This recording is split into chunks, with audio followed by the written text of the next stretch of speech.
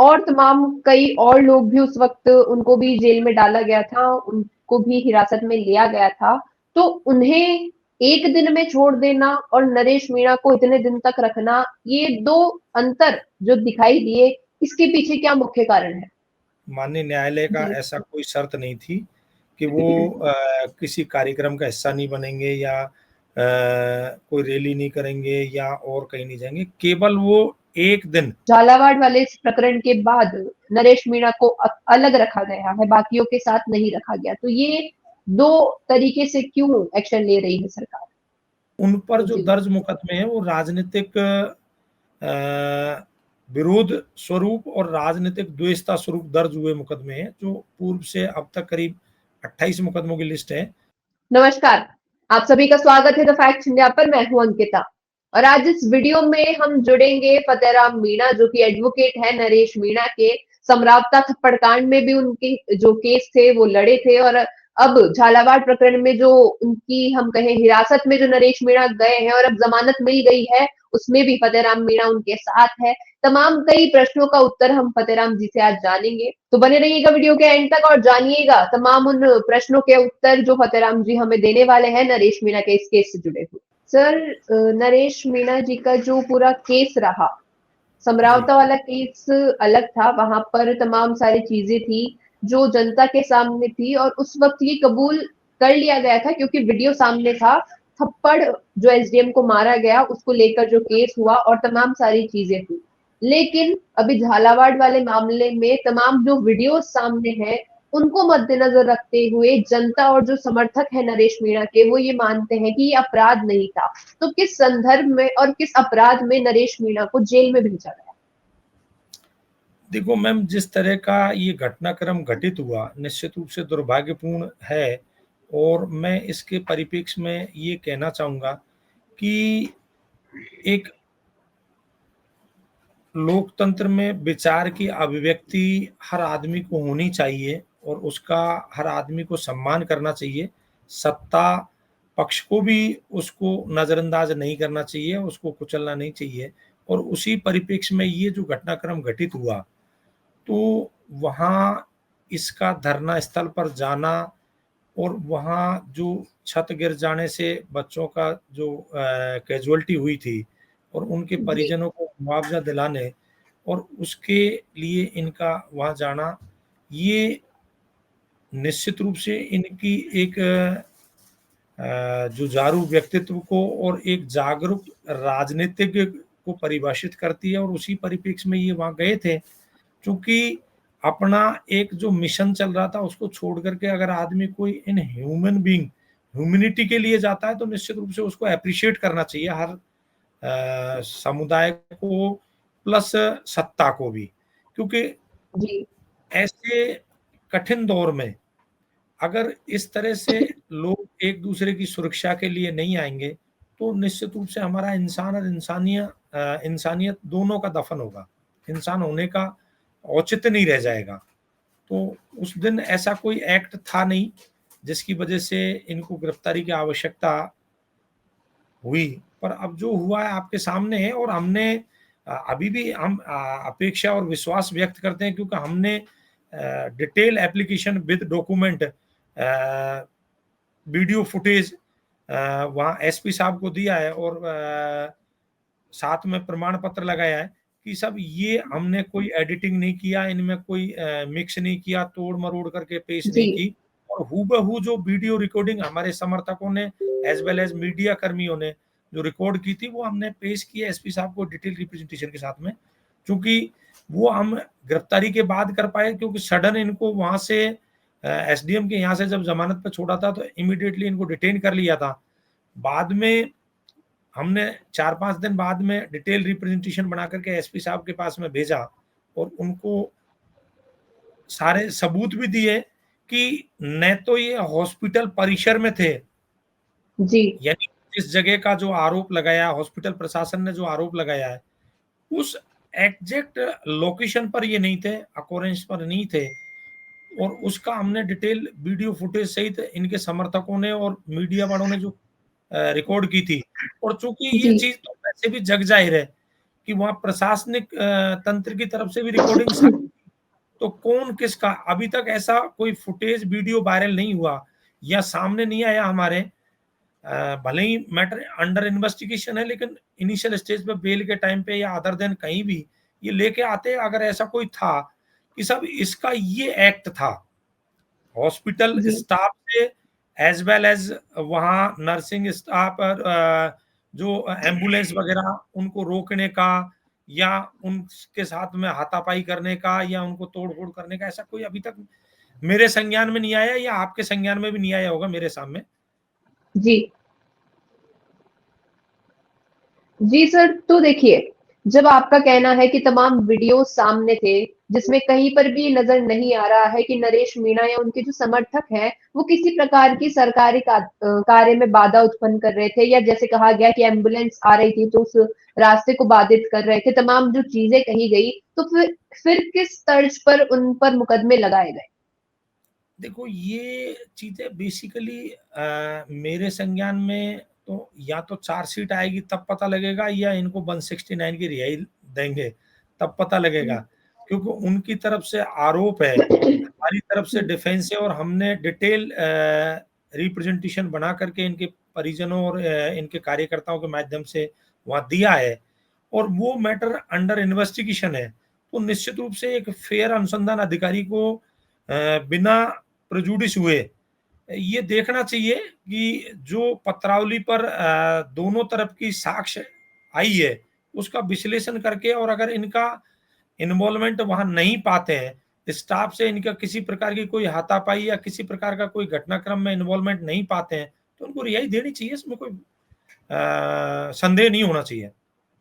जी और सर, हम बात करें रिहाई और जमानत की भी, तो जो समर्थक है उनका कहना है कि जमानत तो उस केस में होगी जहां हम आरोप कबूल करते हैं, लेकिन इस झालावाड़ वाले मामले में, पिपलौदी में जो हादसा हुआ, इसको लेकर जो मुकदमे लगे और तमाम जो सारी गतिविधियां हुई, इसमें आरोपों को हम झूठा मानते हैं, तो हम जमानत नहीं लेंगे, हम रिहाई की अपील करते हैं, बावजूद इसके अब जमानत हो चुकी है। तो इस पर क्या आगे प्रोसीजर है?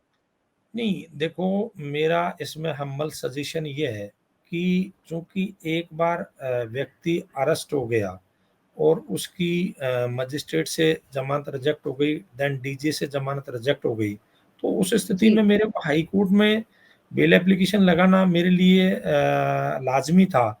चूंकि जहां तक प्रश्न है रिहाई का, तो रिहाई तो प्रशासन अभी भी दे सकता है, 169 की रिहाई अभी भी आ सकती है, ऐसा नहीं है, और वो हमने प्रक्रिया अपनाई है। डिटेल रिप्रेजेंटेशन हमने एसपी साहब को बाई डाक भी भेजा है, खुद समर्थकों ने वहां उपस्थित होकर के दिया है। तो निश्चित रूप से अनुसंधान अधिकारी को और उच्च अधिकारियों को उस पर संज्ञान लेकर के और उसके अनुसार अनुसंधान करके और नतीजा न्यायालय पेश करना चाहिए, और अगर इसका इन्वॉल्वमेंट नहीं पाते हैं तो लोकतंत्र की एक अच्छी परंपरा है, इनको फेयर इन्वेस्टिगेशन करके, और ये एक अनुसंधान अधिकारी के लिए भी निश्चित रूप से बहुत अच्छा पहलू है कि वो फेयर रिजल्ट न्यायालय के समक्ष लेके आए, तो इसमें सबको खुशी होगी, कार्यकर्ताओं को तो होगी, हमको होगी, लेकिन एक आवाम में भी ये आवाज जाएगी कि पारदर्शिता अभी भी बरकरार है। जी वही हम देखें कि जो और तमाम कई और लोग भी उस वक्त, उनको भी जेल में डाला गया था, उनको भी हिरासत में लिया गया था, तो उन्हें एक दिन में छोड़ देना और नरेश मीणा को इतने दिन तक रखना, ये दो अंतर जो दिखाई दिए, इसके पीछे क्या मुख्य कारण है?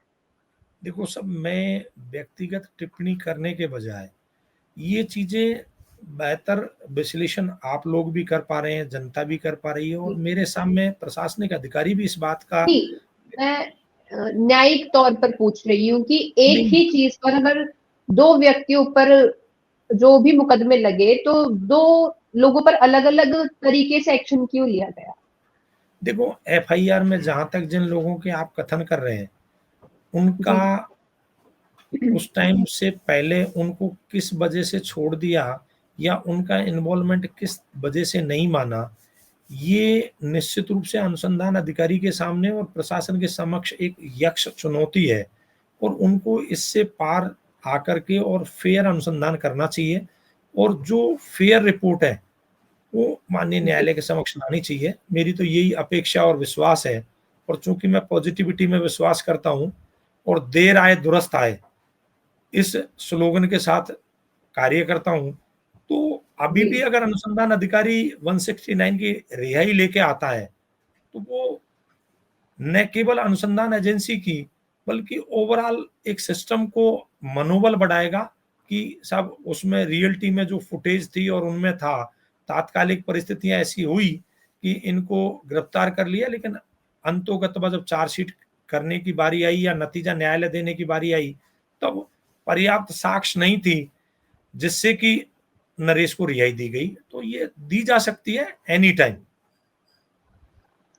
जी। और हम बात करें, देखिए समरावता जब केस हुआ समरावता थप्पड़ कांड का, उसके बाद जब नरेश मीणा जी से मुलाकात हुई, तो तमाम सारी चीज़ें उन्होंने बताई जेल से जुड़ी हुई कि खाना कैसा था और लोगों का व्यवहार कैसा था।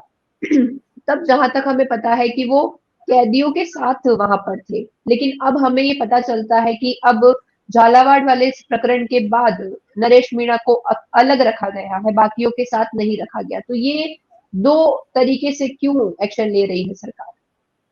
देखो, इस संबंध में भी निश्चित रूप से ये प्रशासनिक डिसीजन होता है। अब उन्होंने जी, क्यों, कैसे और ये वहाँ अंतर किया है, इसके बारे में मैं बहुत ज़्यादा ना तो मेरी नॉलेज में है और ना मैं इस पे टिप्पणी करना चाहूँगा, चूँकि जी, ये सारी प्रशासनिक लेवल पे देखी जाती है। यानी अब मेरा तो सिर्फ़ इतना सा है कि अगर किसी ने अपराध नहीं किया, तो जूरिस्प्रूडेंस का भी ये बेसिक सिद्धांत है कि 99 गुनहगार बच जाए लेकिन एक निर्दोष को सजा नहीं होनी चाहिए। और मैं बिल्कुल। इसी अपेक्षा और विश्वास के साथ उन्हें वो डिटेल रिप्रेजेंटेशन दिया था, ताकि उस पर उच्च अनुसंधान अधिकारी और उच्च अधिकारी संज्ञान लेकर के और उसमें फेयर इन्वेस्टिगेशन करके इनको रिहाई दे। अच्छी बात है, ये सरकार के लिए भी कोई नेगेटिविटी नहीं है, क्योंकि सच स्वीकार करना अपने आप में बड़प्पन होता है। वो चाहे सरकार, और हमेशा सरकार को तो और ज्यादा सतर्कता से काम करना चाहिए। सरकार का मतलब ही यही है। वहाँ जी, अत्यधिक सावधानी और सतर्कता से काम किया जाए, इसी अपेक्षा और विश्वास के साथ जनता अपने मत दे करके और सरकार चुनती है। और अगर वो खरी उतरती है, तो पुनः रिपीट हो जाते हैं। जो जनप्रतिनिधि जनता की अपेक्षाओं पर खरे उतरते हैं, वो लगातार चुने जाते हैं, और जो जनता के भाव और भावना के विपरीत जाते हैं वो हार जाते हैं। यही तो एक लोकतंत्र की स्वच्छ परंपरा है। और सर अगला प्रश्न ये है कि समरावता केस में जब उन्हें जमानत मिली थी, तो न्यायालय का ये कहना था कि आप किसी भी कार्यक्रम का हिस्सा नहीं बनेंगे, बड़े स्तर पर लोगों का जमावड़ा नहीं लाएंगे, किसी भी रैली में नहीं जाएंगे, तमाम सारी चीजों को मद्देनजर रखते हुए कई ऐसी गतिविधियों पर रोक लगाई गई थी। बावजूद इसके नरेश मीणा ने जन क्रांति यात्रा की शुरुआत की थी। मीडिया बंधुओं से भी वो मिले थे और समरावता भी वो गए थे लोगों से मिलने के लिए, अपने गांव भी गए थे। क्या ये भी एक रीजन है फिर से उन्हें हिरासत में लेने का? नहीं, मैं आपके नॉलेज के लिए बता दूं, माननीय न्यायालय का जी, ऐसा कोई शर्त नहीं थी कि वो किसी कार्यक्रम का हिस्सा नहीं बनेंगे या कोई रैली नहीं करेंगे या और कहीं नहीं जाएंगे। केवल वो एक दिन रिलीज होने का था, उस दिन रिलीज का प्रोसेशन नहीं करेंगे, यानी उसको उत्साह के रूप में वो नहीं, प्रचार प्रसार नहीं करेंगे। उसके अलावा और बाकी की ऐसी कोई कंडीशन नहीं थी। दूसरा, जिस कंडीशन की आप बात कर रहे हैं वो है कि पुनः अपराध में संलिप्तता नहीं करेंगे। ये तो सब अंडरस्टूड है, ये तो प्रत्येक आदमी के लिए है। अगर वो दोबारा अपराध में संलिप्तता करेगा या अपराध में सहभागी बनेगा, तो निश्चित रूप से उसको दंड मिलेगा। तो इसमें इस तरह का नहीं था। अब जहां तक इसको आप उस घटनाक्रम से जोड़ने की कोशिश कर रहे हैं कि वहाँ बेल कैंसिलेशन लगाई है, चूंकि बेल कैंसिलेशन में इन्होंने एफआईआर मात्र को आधार बनाया। एफआईआर हो जाना अपराध में संलिप्तता को शो नहीं करता। जी, एफआईआर कभी भी किसी के खिलाफ कभी भी कोई भी करा सकता है। एक तरफ जहां मैंडेटरी प्रोविजन कर रखा है कि साहब एफआईआर तो आप दर्ज करोगे ही, तो एफआईआर होने मात्र को आप ये मान लो कि सब अगले की संलिप्तता थी, तो ये तो गलत है। तो इसलिए ऐसी कोई कंडीशन नहीं थी कि ये रैली नहीं करेगा या ये कहीं जाएगा नहीं या सभा नहीं करेगा, ऐसा नहीं था। केवल उस दिन रिलीज प्रोसेशन पे था कि रिलीज होते टाइम पर उसको ग्लोरियस नहीं करेगा, यानी उसका जी वो हाँ, नहीं करेगा, उत्सव नहीं महिमा मंडन। बनाएंगे किसी प्रकार हाँ। का, ये रिलीज हुए हैं। हम्म। वही सर, देखिए मोटे तौर पर सारी तमाम चीजें हमारे सामने भी है, जनता के सामने भी है, लेकिन न्यायिक तौर पर मैं आपसे जानना चाहूंगी कौन कौन से ऐसे मुकदमे दर्ज हुए हैं नरेश मीणा के खिलाफ। देखो, निश्चित रूप से अगर नरेश मीणा के पूरे 27 मुकदमों की लिस्ट को अगर देख रहे हैं, ये मैं पूर्व में भी कह चुका हूं, तो उन पर एक भी मुकदमा ऐसा नहीं है जो उन्होंने व्यक्तिगत क्राइम या समाज के अगेंस्ट क्राइम किया हो, जो जी। निजी स्वार्थ से प्रेरित होकर के किया हो। जैसे लूट, चोरी, मारपीट, अवैध कब्जा करना या गैंगस्टर जैसे अपराध करते हैं, इस तरह का कोई भी मुकदमा उन पर नहीं है। ज्यादातर मुकदमे 332-53 के, धरने प्रदर्शन के और इस तरह के हैं। तो इसलिए निश्चित तौर पर ये हम स्पष्ट रूप से कह सकते हैं कि उन पर जो जी। दर्ज मुकदमे हैं वो राजनीतिक विरोध स्वरूप और राजनीतिक द्वेषता स्वरूप दर्ज हुए मुकदमे हैं, जो पूर्व से अब तक करीब 28 मुकदमों की लिस्ट है। उनमें से 14-15 मुकदमों में वो बरी हो चुका है, कुछ में अनुसंधान पेंडिंग है, कुछ में वो प्रक्रियाधीन है और बेल आउट सब में है वो। जी, तो अब आगे क्या इसकी पूरी प्रतिक्रिया रहने वाली है? क्योंकि अभी जैसे फिर से वो जमानत पर बाहर आए हैं, तो समरावता केस के बारे में भी हम आपसे जानेंगे और इस झालावाड़ वाले केस के बारे में देखो भी मैं मैम, आपसे जानना ये चाहूंगी। ये ये उसका व्यक्तिगत राजनीतिक नहीं कैरियर है सर, और लीगल तौर पर आपका क्या कुछ प्रोसीजर रहने वाला है? रूप से अ, नरेश की जो कार्यशैली है उस पर हल्का सा मैं अगर अपेक्षा करूंगा तो वो इतना सा है कि अग्रेसिव नेचर का न होकर के और एक सजेशन के रूप में या बहुत पोलाइट और पॉजिटिव, जो कि निश्चित रूप से आगे लॉन्ग दूरी तक तय करता है, पर चूंकि जी। वो भगत सिंह से प्रेरित होकर के उसकी विचारधारा के अनुरूप वो राजनीति कर रहा है, तो उसका अपना सोचना है, उसका अपना कैरियर है, उसके बारे में मैं निश्चित रूप से आपके माध्यम से भी और अपने आप में भी उसको किसी प्रकार की कोई बाउंडेशन में नहीं बांधूंगा, क्योंकि जी। ये मेरे दायरे से बाहर का प्रश्न है। मेरा तो सिर्फ इतना सा है कि एक प्रॉपर कम्युनिकेशन और प्रॉपर कोऑर्डिनेशन हो, तो बहुत सारी चीजें अनावश्यक की होने से बच जाती है। बस इससे ज्यादा मैं बहुत ज्यादा सलाह सर देने की। बिल्कुल, जो जो चीज़ आपको लग रही है वो तमाम जो लोग नरेश मीणा को अच्छे से जानते हैं, उनसे जुड़े हुए हैं, तमाम सभी लोगों के मन की राय यही है कि ये जो एक हम कहें अच्छे के लिए वो कर रहे हैं, जनता के लिए कर रहे हैं, भ्रष्टाचार के खिलाफ लड़ रहे हैं, लेकिन ये जो एक तीव्र अंदाज है उनका वो कहीं न कहीं थोड़ा भारी पड़ रहा है बार-बार, वो समरावता में भी हुआ और अभी भी हुआ। ये सारी चीज़ें बिल्कुल सही है आपकी, और धन्यवाद आपका हमारे साथ जुड़ने के लिए। तमाम कई सारी चीज़ें थी जो हमें जाननी थी और आपने बखूबी हमें बताई, न्यायिक तौर पर क्या कुछ चल रहा है इस मामले से जुड़ा हुआ और क्या कुछ आगे रहने वाला है। तो जैसा कि आपने देखा, तमाम जो प्रतिक्रिया रही न्यायालय की नरेश मीणा के समरावता केस में भी, और हम बात करें झालावाड़ के पिपलौदी गाँव में जो मासूमों की जान गई, उसके बाद जो भी वहां पर हुआ उसको लेकर जब नरेश मीणा को हिरासत में लिया गया, अब जमानत पर वो है और अब जल्द ही बाहर भी आ जाएंगे। देखना अब यही होगा कि आगे क्या कुछ प्रतिक्रिया रहने वाली है नरेश मीणा की राजनीति की। आपके क्या विचार है इस पर कमेंट्स में अपनी राय दीजिएगा, और पसंद आया हो ये वीडियो तो इसे लाइक करना, शेयर करना और हमारे चैनल द फैक्ट इंडिया को सब्सक्राइब करना न भूलना। धन्यवाद।